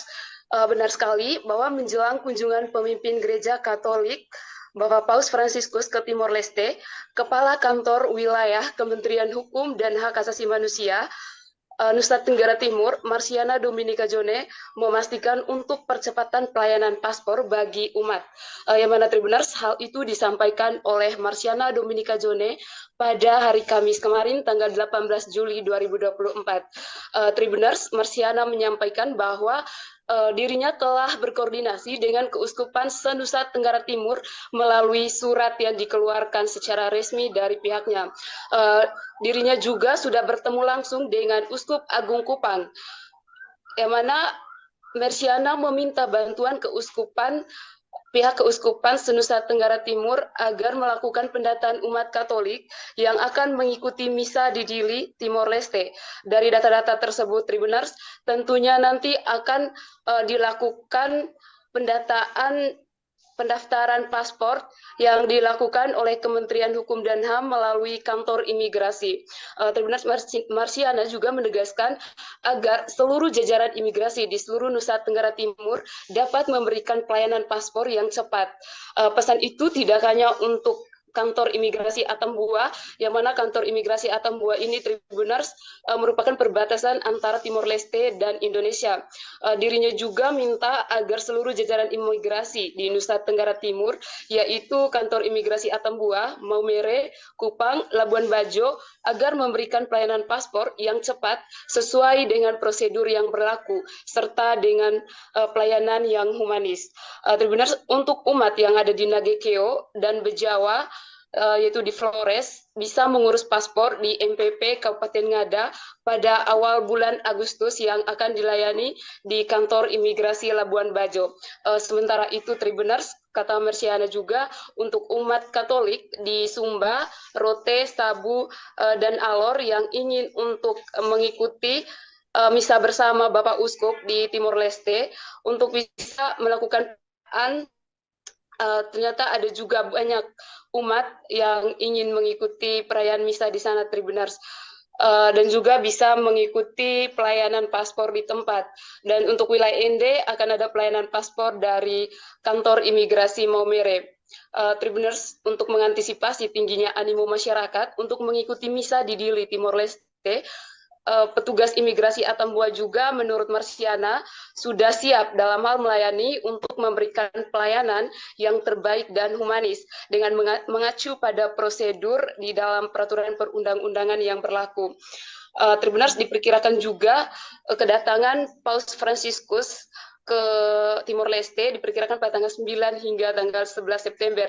Namun untuk perayaan Misa Agung bersama yang dipimpin langsung oleh Bapak Paus Fransiskus pada tanggal 10 September 2024 mendatang, Tribuners. Marciana juga menjelaskan, Tribuners, untuk membuat paspor baru, persyaratan yang dibutuhkan yaitu KTP, kartu keluarga, akte kelahiran atau buku nikah, atau juga ijazah, atau juga surat baptis yang dimiliki oleh para umat yang hendak mengikuti misa bersama Bapak Paus Fransiskus di Timor Leste. Sedangkan Tribuners, untuk paspor penggantian cukup membawa paspor lama saja dan KTP. Yang mana biaya pembuatan paspor biasa, Tribuners, itu sebesar 350.000 dan paspor elektronik sebesar 650.000 rupiah. Demikian rekan Justina, kembali ke studio. Terima kasih rekan Eklis Syami, wartawan Posko Pengatas informasi dari Anda. Selamat bertugas kembali. Pemirsa, Gramedia Mall Ratu Indah Mari Makassar mengumumkan 10 buku terlaris pekan ketiga Juli 2024. 10 buku terlaris ini masih didominasi novel dan pengembangan diri dengan segmentasi anak muda. Untuk informasi selengkapnya, kita telah terhubung bersama rekan Rudi Salam, wartawan Tribun Timur yang akan melaporkannya untuk Anda. Rekan Rudi Salam, silakan laporan Anda, rekan. Iya, baik Justina dan Tribuners dimanapun Anda berada, bahwa betul saja Gramedia Mall Ratu Indah atau Mari di Jalan Ratu Langit, Kota Makassar baru saja melakukan update ataupun merilis daftar buku terlaris maksud kami pada pekan ketiga Juli 2024. Nah, Tribuners, untuk diketahui bahwa 10 buku terlaris ini masih didominasi oleh novel dan juga buku pengembangan diri dengan segmentasi anak muda atau milenial. Nah, untuk buku terlaris pertama, seperti yang dipaparkan oleh Gramedia Mall Ratu Indah Makassar, ada Sisi Tergelap Surga dengan harga 109.000, kemudian buku Bandit-Bandit Berkelas karya Terelie, dan beberapa buku lainnya seperti misalnya Filosofi Teras, kemudian Atomic Habit, kemudian Rumah Untuk Ali, Laut Bercerita, dan beberapa novel dan buku pengembangan diri lainnya. Nah, Tribuners, untuk diketahui bahwa saat ini Gramedia Mall Ratu Indah Kota Makassar juga memberikan diskon spesial sebagai rangkaian dari program Tahun Ajaran Baru atau TAB 2024. Nah, saat ini terdapat diskon 15% yang berlaku untuk buku pelajaran dan juga pengembangan diri. Nah, Gramedia Mall Ratu Indah Kota Makassar juga menyebutkan bahwa antusias untuk program Tahun Ajaran Baru 2024 ini cukup antusias, di mana memang programnya telah berjalan dan masih akan berlangsung sampai dengan 31 Juli 2024. Nah, ada pun beberapa buku pelajaran dan juga pengembangan diri dan penunjang lainnya yang paling diminati adalah buku pelajaran seperti ilmu pengetahuan alam, ilmu pengetahuan sosial, dan juga matematika. Nah, Justina dan Tribuners, demikian dapat saya laporkan, kembali ke studio. Terima kasih rekan Rudi Salam, wartawan Tribun Timur atas informasi dari Anda. Selamat bertugas kembali. Pemirsa, ke informasi selanjutnya, dalam peringatan Hari Bakti Adiaksa ke-64 tahun, Kejaksaan Negeri Kejari Fakfak Papua Barat menggelar bakti sosial penanaman pohon. Pantauan Tribun papuabarat.com di Kalimati, Jalan Kokas, Fakfak, Papua Barat pada Jumat 19 Juli 2024, giat penanaman pohon tersebut dipimpin oleh Kepala Kejari Fakfak Jawan Ilef Malamasam. Untuk informasi selengkapnya, kita telah terhubung bersama wartawan Tribun Papua Barat, rekan Aldi Bimantara, yang akan melaporkannya untuk Anda. Rekan Aldi, silakan laporan selengkapnya, rekan. Iya, baik Justina dan juga pemirsa, dilaporkan dari Kabupaten Fakfak, Provinsi Papua Barat, dalam momentum peringatan Hari Bakti Adiaksa ke-64 tahun pada tahun 2024 ini, Kejaksaan Negeri Kejari Kabupaten Fakfak, Provinsi Papua Barat melaksanakan giat bakti sosial penanaman pohon. Justina dan juga pemirsa, berdasarkan pantauan kami awak media di Kabupaten Fakfak, Provinsi Papua Barat, giat penanaman pohon ini dilangsungkan Kejari Fakfak di Kalimati, Jalan Kokas, Kabupaten Fakfak, Provinsi Papua Barat, dan giat penanaman pohon kali ini dipimpin langsung oleh Kepala Kejari Fakfak John Ilef Malamasam. Justina dan juga pemirsa, dilaporkan dari Kabupaten Fakfak, Provinsi Papua Barat, bahwasanya penanaman pohon secara massal ini kemudian dilakukan oleh Kejari Fakfak terhadap ataupun untuk 10 jenis tanaman pohon yang kemudian ditanam secara langsung. Justina dan juga pemirsa, dalam kesempatan wawancara kami bersama dengan Kejari Fakfak John Ilef Malamasam, ia menyebutkan bahwasanya kegiatan penanaman pohon ini merupakan salah satu bentuk kepedulian Kejaksaan RI, khususnya Kejari Fakfak, terhadap lingkungan. Justina dan juga pemirsa, dikatakan John Ilef Malamasam bahwasanya sebagai manusia, haruslah menyadari bahwasanya lingkungan atau alam merupakan salah satu sumber kehidupan bagi eksistensi hidup manusia hari ini dan masa mendatang. Justina dan juga pemirsa, dikatakannya sumber kehidupan itu juga termasuk pohon dengan berbagai jenis buah-buahan dan sungai.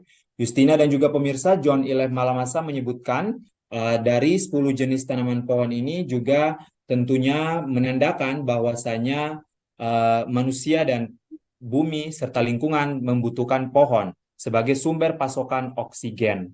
Justina dan juga pemirsa, kegiatan ini juga dikatakannya tidak hanya bertujuan untuk memperbaiki kualitas lingkungan hidup semata, tetapi juga ini sebagai bentuk edukasi ataupun pendidikan kepada masyarakat, khususnya yang ada di Kabupaten Fakfak, Provinsi Papua Barat, tentang pentingnya konservasi alam.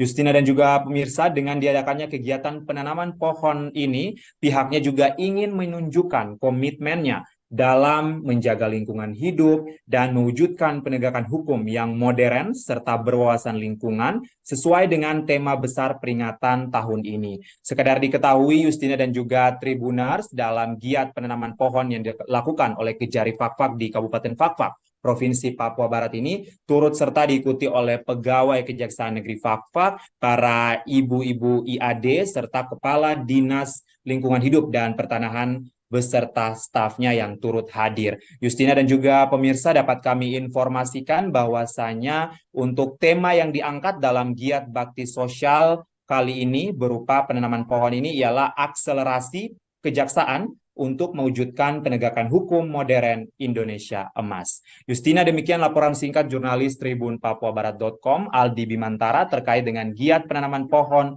Kejari Fakfak dalam rangkaian peringatan Hari Bakti Adiaksa ke-64. Dari Kabupaten Fakfak, jurnalis Tribun Papuabarat.com Aldi Bimantara melaporkan. Kembali ke Justina di studio. Terima kasih rekan Aldi Bimantara dari Papua Barat. Selamat bertugas kembali. Pemirsa, kita beralih ke Manado. Harga cengkih di Sulawesi Utara mengalami penurunan drastis dalam beberapa waktu terakhir. Di Kota Manado, harga cengkih yang sebelumnya mencapai Rp106.000 per kilogram, kini merosot menjadi Rp91.000 per kilogramnya. Penurunan harga ini menyebabkan kekecewaan mendalam di kalangan para petani. Mereka merasa dampak dari merosotnya harga ini sangat signifikan terhadap penghasilan mereka. Untuk informasi lebih lengkapnya, kita telah terhubung bersama rekan Patrick Sasa, wartawan Tribun Manado. Rekan Patrick, silakan laporan lebih lengkapnya.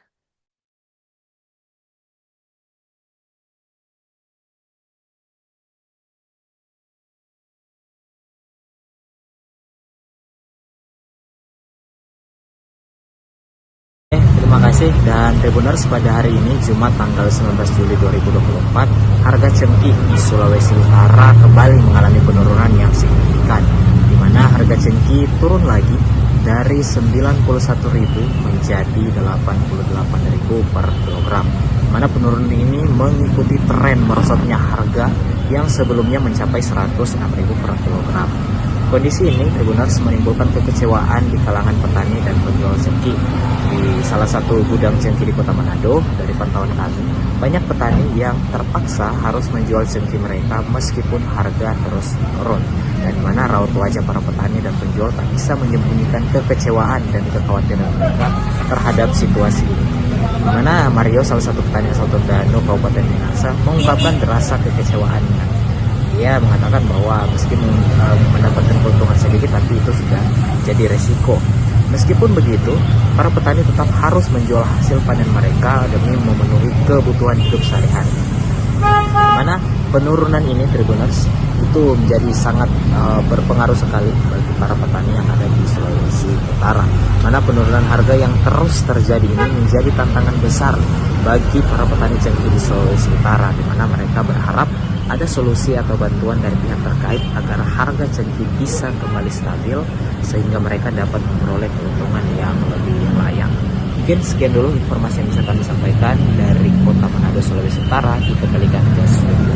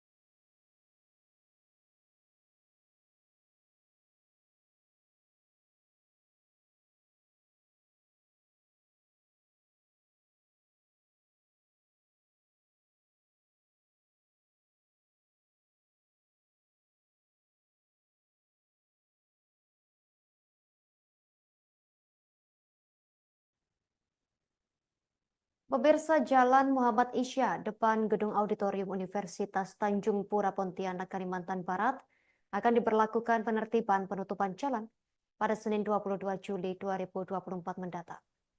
Untuk informasi selengkapnya terkait jam tertentu jalan depan audit yang akan ditutup ini, kita telah terhubung bersama rekan Ferlianus Tediahya, wartawan Tribun Pontianak. Rekan Ferlianus, silakan laporan selengkapnya dari Anda. Ya, baik, terima kasih rekan Justina. Ya, kami melaporkan langsung dari Kota Pontianak, di mana Jalan Muhammad Isya ini diketahui merupakan jalan alternatif bagi masyarakat Kota Pontianak khususnya, di mana jalan ini juga menjadi salah satu sarana buat masyarakat yang melintas di Jalan Ahmad Yani tepatnya, karena Jalan Muhammad Isya ini berada bersebelahan dengan Jalan Ahmad Yani 1 di Kota Pontianak. Dan Jalan Muhammad Isya ini sendiri merupakan jalan yang ditujukan kepada gedung auditorium Untan dan menjadi kawasan pendidikan Universitas Untan itu sendiri. Kemudian saat kami berada di lokasi, sejumlah pekerja itu tampak memasang spanduk atau baliho pengumuman yang dipajang di atas gerbang atau pintu masuk yang menuliskan bagaimana terhitung sejak tanggal 22 Juli tahun 2024 mendatang itu akan diberlakukan penertiban atau penutupan jalan di sepanjang Jalan Muhammad Isya ini sendiri. Nah, untuk jam-jam tertentu itu diberlakukan pada pukul 18.00 waktu Indonesia Barat hingga pukul 06.00 waktu Indonesia Barat. Dan saat kami berada di lokasi juga kami melihat sejumlah pengendara ini masih tampak melewati atau melintasi di jalan-jalan Muhammad Isya itu sendiri. Untuk aktivitas di jam-jam yang setelah ditentukan nantinya pada pukul 18.00 hingga pukul 6.00 waktu Indonesia Barat ini diketahui sering digunakan masyarakat Kota Pontianak untuk melintasi jalan ini karena di dalam jalan itu juga terdapat sebuah taman di situ. Jadi memang cukup sering dilewati. Yang diketahui taman ini adalah taman sepeda yang terletak di sekitar area Taman Degulis Untan. Demikian informasi yang dapat saya sampaikan. Kembali ke studio Justina. Baik, rekan Ferlianus Tediahya, wartawan Tribun Pontianak, terima kasih atas laporan dari Anda. Selamat bertugas kembali.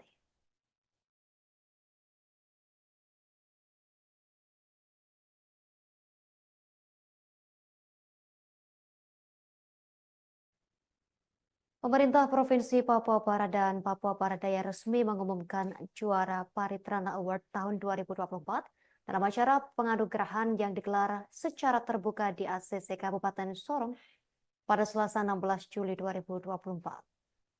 Proses seleksi yang ketat sudah dilalui seluruh peserta Paritrana Award baik dari Provinsi Papua Barat maupun Papua Barat Daya tahun 2024. Untuk informasi selengkapnya, kita telah terhubung bersama rekan William Oscar, wartawan Tribun Sorong. Rekan William Oscar, silakan laporan selengkapnya.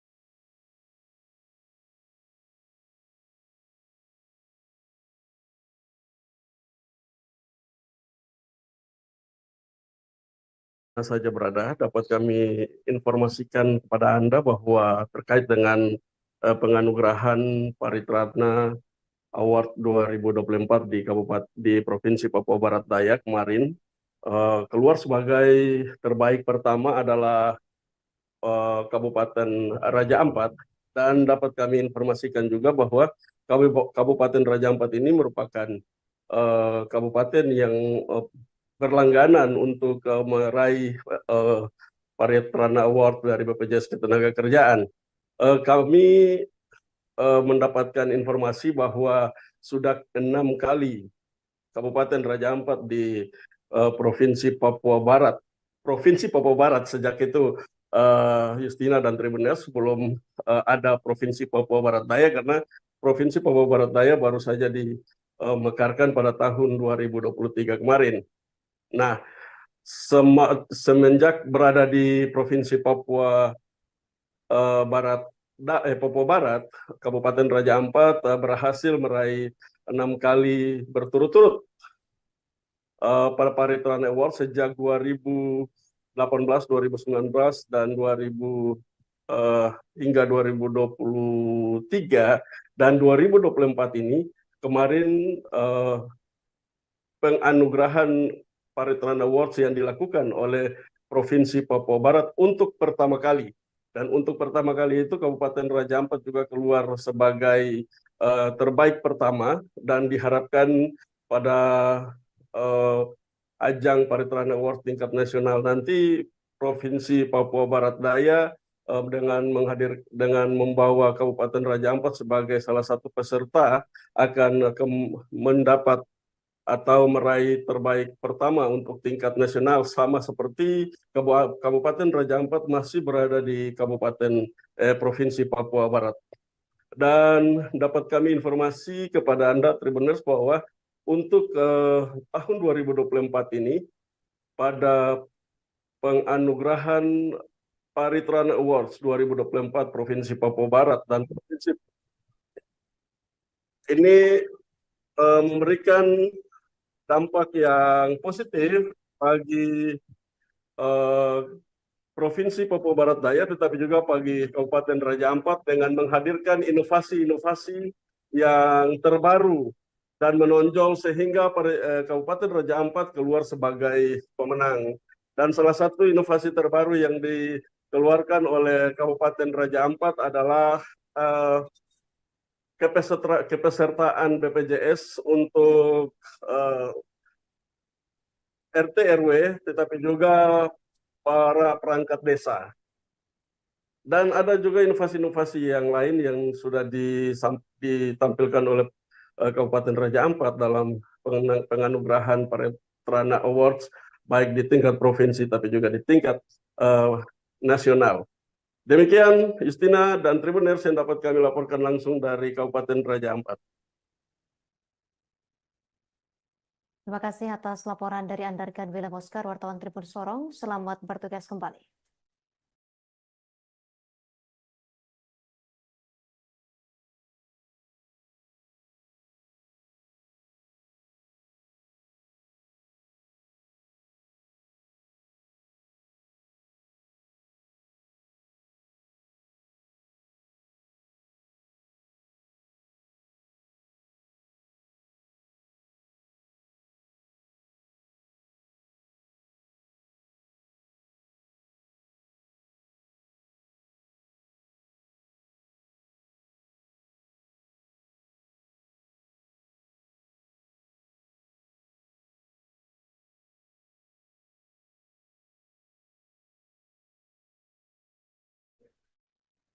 Pemirsa, Elia Bebrina Bahdim membeberkan sederet wanita yang bertemu mantan Gubernur Maluku Utara di hotel. Elia Bebrina Bahdim dihadirkan JPU KPK sebagai saksi pada sidang lanjutan mantan Gubernur Maluku Utara Abdul Ghani Kasuba. Diketahui Elia Bebrina Bahdim merupakan anggota DPRD terpilih periode 2024 hingga 2029 dengan daerah pilih 3 Kecamatan Gane dan Kepulauan Coronga Halmahera Selatan.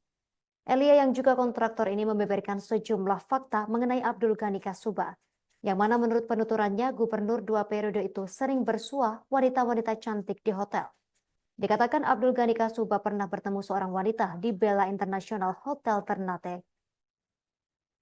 Sementara itu Nurul Izzah Kasuba selaku anak bungsu mantan Gubernur Maluku Utara Abdul Ghani Kasuba geram kesaksian dari anggota DPRD terpilih Halmahera Selatan tersebut.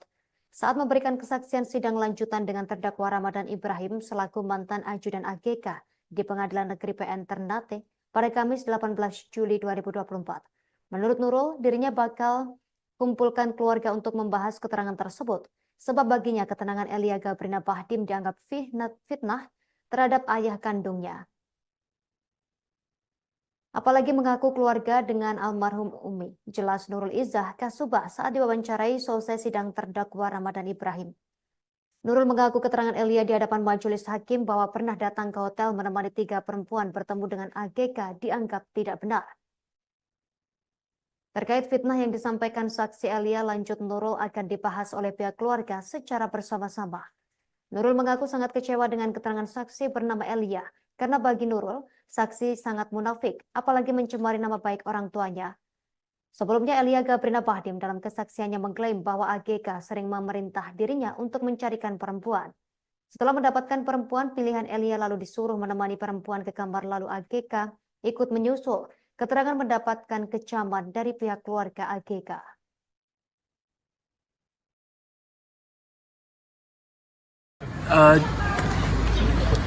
Ada 3 hal sekurang-kurangnya tadi ingin kami sampaikan kepada persidangan ya.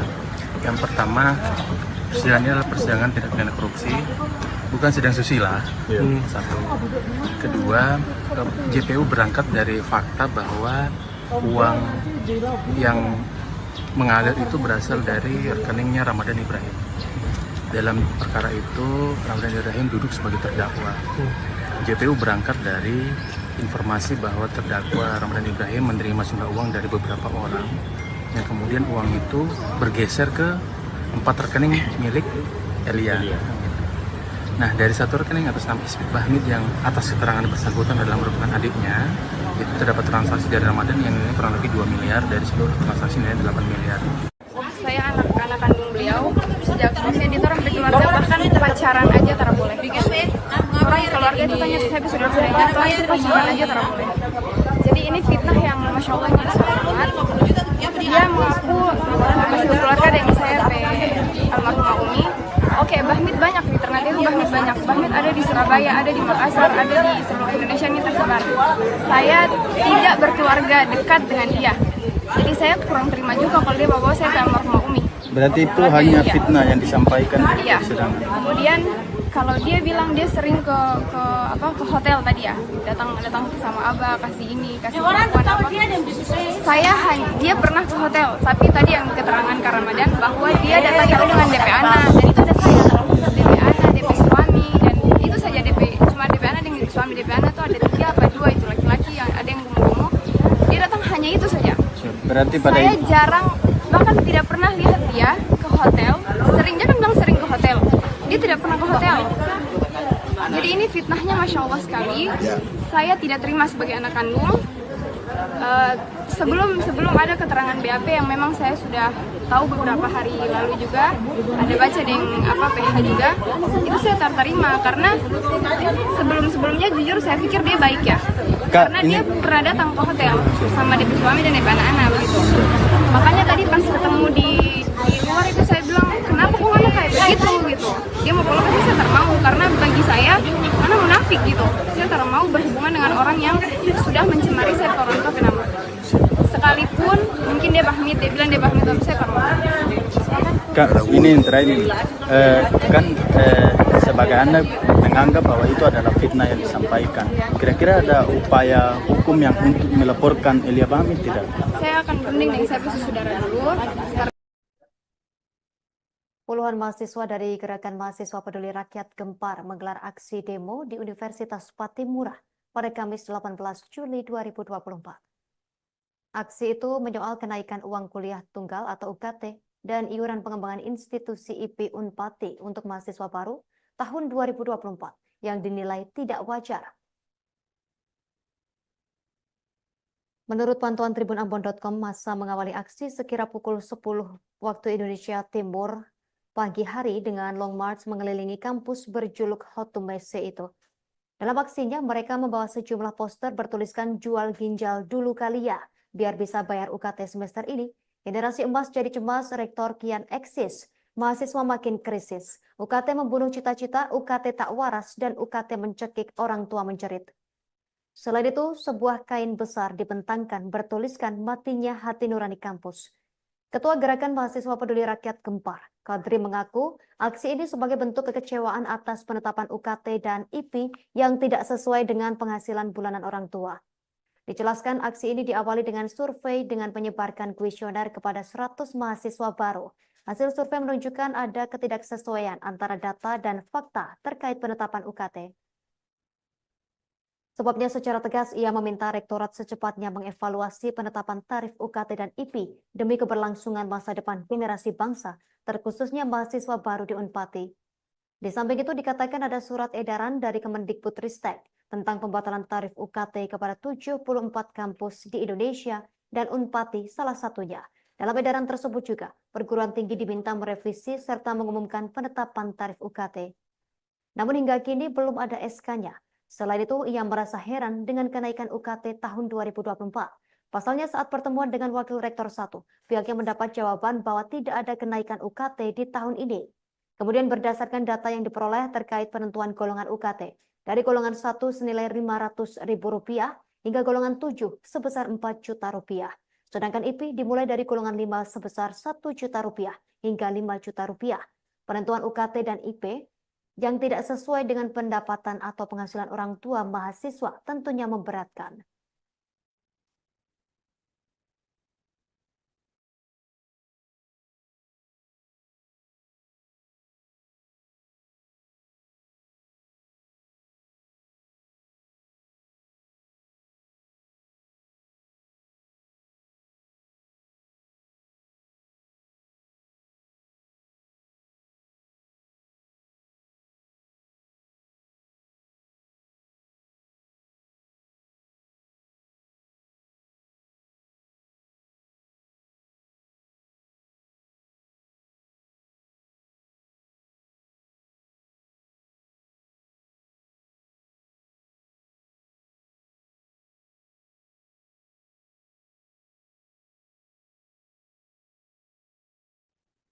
Pemirsa, 6 ekor ikan paus terekam kamera di perairan Laut Flores, Kabupaten Sika, NTT. Kemunculan ikan paus ini membuat heboh warga sekitar.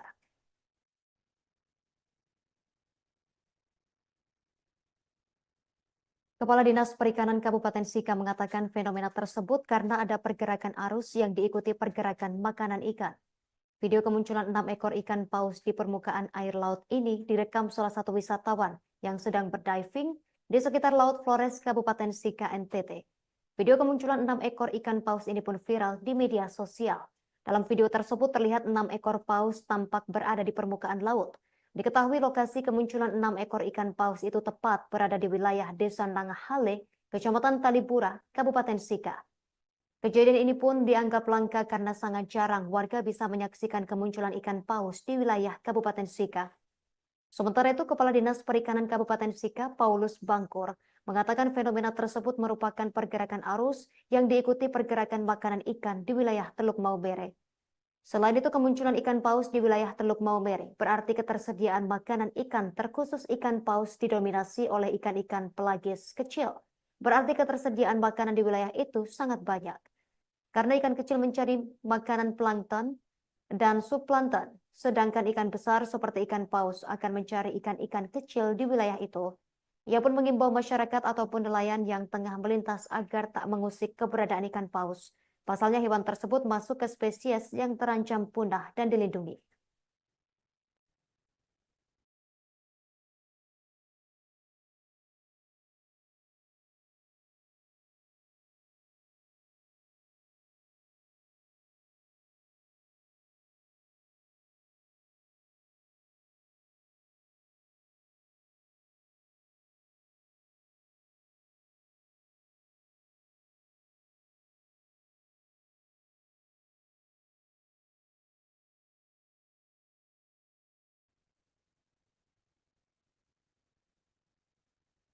Hizbullah menyerang wilayah Nahariyah sebagai upaya membalas pembunuhan warga sipil yang dilakukan Israel pada Selasa 16 Juli 2024. Media Israel memberitakan penduduk wilayah tersebut panik karena terkejut dengan intensitas serangan balasan Hizbullah. 60.000 warga Israel di kota utara Nahariyah bergegas ke tempat perlindungan untuk menghindari rudal Hizbullah. Tak hanya Nahariyah, 80 roket yang ditembakkan oleh Hizbullah juga telah mencapai Meran dan pemukiman lainnya. Hizbullah mengatakan telah menggunakan roket Katyusha untuk menembaki pemukiman Sa'ar dan Gad Hazif di wilayah Galilea Barat di Israel Utara. Dikatakan Hizbullah total sudah 7 permukiman yang dibombardir sebagai tanggapan penargetan warga sipil oleh Israel.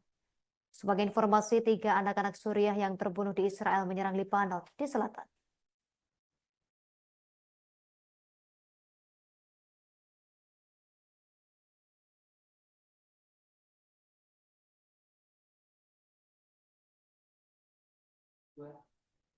Agen-agen Israel melancarkan misi di Indonesia menggunakan berbagai cara.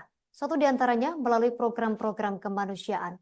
Keterangan tersebut dikatakan Ketua MUI Bidang Hubungan Luar Negeri dan Kerjasama Internasional, Sudarnoto Abdul Hakim, pada Kamis 18 Juli 2024. Menurut Sudarnoto Abdul Hakim, agen-agen Israel hendak membangun citra. Dalam hal ini, bahwa masyarakat Indonesia telah membuka hubungan dengan negara Zionis tersebut. Sudarnoto berujar mereka bisa menyusup dengan kedok gerakan kemanusiaan. Mereka dinilai bertujuan menarik simpati terhadap Israel dan meredam dukungan untuk Palestina.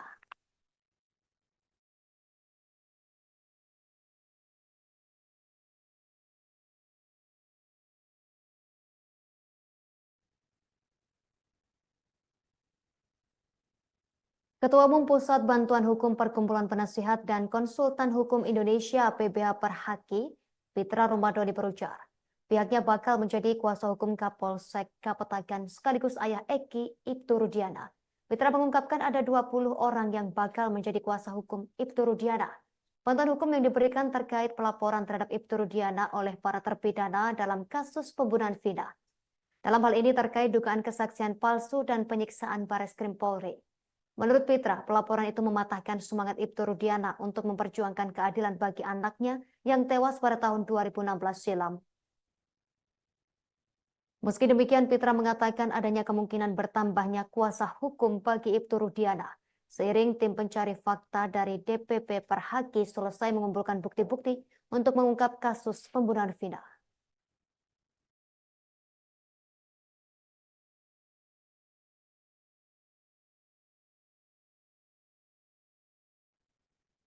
Pemirsa, demikian informasi live update siang hari ini. Nantikan informasi selanjutnya di live update sore bersama rekan kami Adila Risna. Saya Justina Kartika, mewakili kerabat kerja yang bertugas pamit undur diri. Terima kasih atas kebersamaan Anda. Sampai jumpa.